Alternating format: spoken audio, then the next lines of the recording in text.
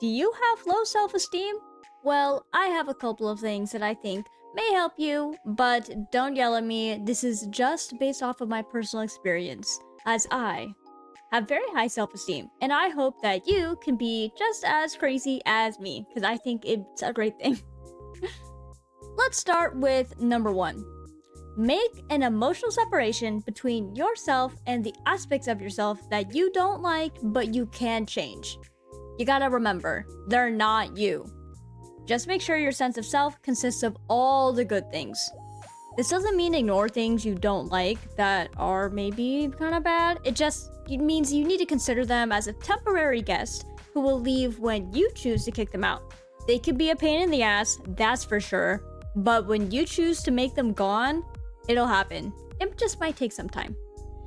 I'll share an example of how I did this. So right now, I'm kind of dealing with skin issues, and sometimes I look in the mirror and think, it's kind of a bad day, like, I look kind of ugly.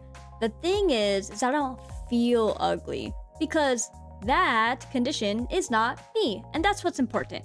I recognize that it's just one of the many changing conditions that we live through, and me looking ugly one day doesn't mean that I'm an ugly person. Number 2, learn to love aspects of you that you can't change. Because if you can't change it, why hate it? It's just gonna make you feel bad. You gotta start asking some important questions. Is it actually something bad, or are you just judging yourself too harshly? For me, it was my hair. And it was very different than my sister's and what was popular at the time, which was pin straight, super soft hair. I had very thick, frizzy, and somewhat wavy hair, which was basically just a wall. A straight wall of hair. It didn't have great definition, blah blah blah. What I did do was what I could do. I added layers. I got a different hairstyle. I learned a bunch of products that I could use that helped a ton. But what I couldn't change was the fact that my hair was naturally curly, and it got curlier with the layers. And the thing is I just learned to love that. I saw the beauty in it. That doesn't mean straight hair is, thumbs down, bleh. It just means that I learned to appreciate what I currently had. And I'm all the better for it. Now it's one of my favorite features. So number 3, wear comfortable clothes. I'm not talking about physical comfort, I mean emotional comfort. Wear something that makes you feel good about yourself. Though physical comfort does go a long way into supporting emotional comfort when it comes to your clothes, so you really should try to get both. Before I actually explain what I mean by this and go into an example, I want to also touch on and share number 4, as 3 and 4 go together. So number 4 is to care less about what people think. Focus on you. Some people think that they are focused on themselves, but it's too much. I'm too self-conscious. I'm, so focused on me, I can't think outside of that. But oftentimes, I believe in reality, you're actually focusing on what other people think. Your imagination of what they're thinking is causing you to become self-conscious. So you really have to go back to yourself. How do you see yourself? So let's get into an example for wear comfortable clothes and caring less about what people think. Imagine you're going to a party, but you're unable to suss out the vibes first. What should you do? You dress how you think is appropriate for the occasion based on what you already know, and then just make sure that you're emotionally comfortable in your outfit, preferably physically comfortable too. You did your best, you look cute, now let's go. Let's say you're underdressed. Massive gasp. You know what we are not gonna do? Compare yourselves to others. If you're happy with how you look, and you did your best with the information you had, just move forward and live with the moment. You know you look good, you're comfortable. It doesn't really matter what other people are wearing. I also want you to realize this, I always think is kind of funny. It's super common for people in this type of scenario too, to look at you and then think, damn, I should have dressed like that. They could love your style, because being, quote, super dressed up doesn't necessarily mean you're very fashionable.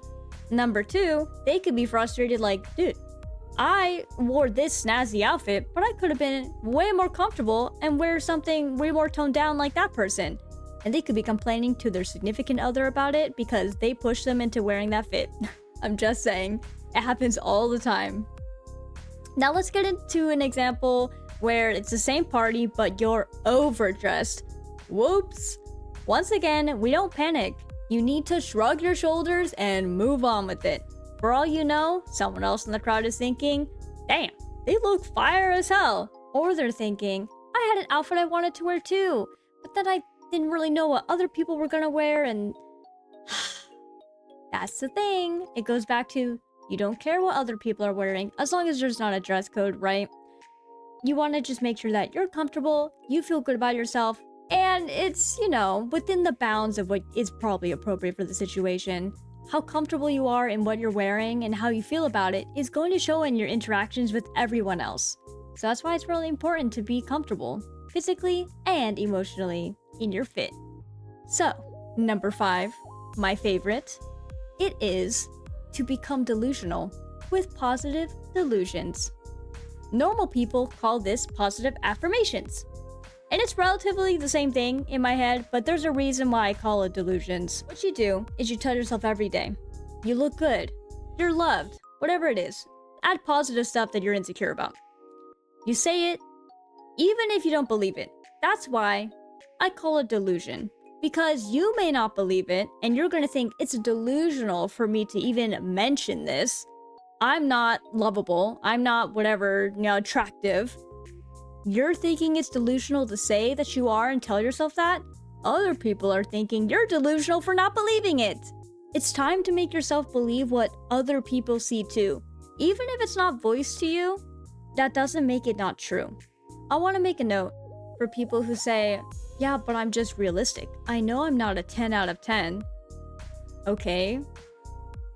Does that matter? It doesn't, does it? It may matter to you now, but you should make sure it doesn't matter to you later. How are you going to have high self-esteem if you believe everyone needs to be a 10 out of 10?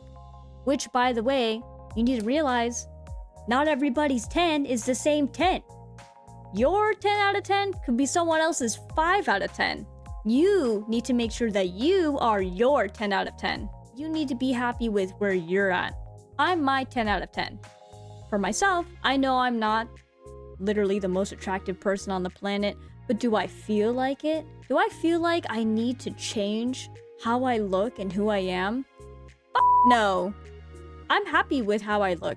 I'm happy with how I act. I'm happy with how I dress. Do I make mistakes? Yeah. But here's the important thing. I always work to improve. If you think you're a bad person, work to improve. Are you still a bad person because you're actively making improvements? No, because good people make improvements. Bad people don't. You have to reframe everything for yourself and make it positive. You obviously need to use common sense, but I hope you get where I'm going with this. Give yourself positive affirmations, call them delusions if you have to, but say it until you believe it. Moving into number 6, this is the last point I have, and I find this very important because number 6 is have a good support system and don't wait to use it. I know, you hear this all the time, and it's true. Having a good support system is super important. It's important when you have low self-esteem, and it's also still very important when you have high self-esteem. And I'm going to use myself as an example for this, and I hope it explains what I mean. So, again with myself, you guys remember I was talking about that skin condition I have? It's actually on my face, which I have to look at when I look in the mirror. And normally, I see it, I think whatever, I move on with my life, because I'm working on fixing it. But when it consistently happens over and over and over, I don't see it getting better. I can feel the little crack in my armor when I think, is this not gonna change? Am I stuck with this? That's the thing. When you feel those little cracks, you don't sit and let them get huge and then you lose all your self-esteem. You do what I did. You go to your support system. And mine started with my boyfriend. I complained about how I was feeling about my skin, and then I said, am I even pretty? Bro doesn't hesitate. Of course he doesn't. He tells me, of course. And who the f cares about that? Referring to my skin condition. He's right. Who cares? And that's all I needed. What's really important about this is if you don't accept what your support gives you, then you cannot fill the crack. At the end of the day, all of these tips are just ways to battle yourself in reality. Having high self-esteem is winning a mental battle.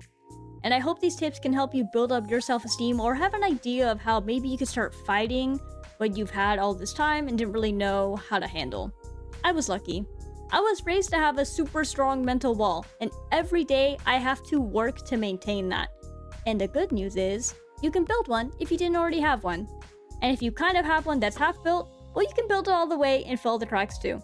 Now get to it. I'm rooting for you.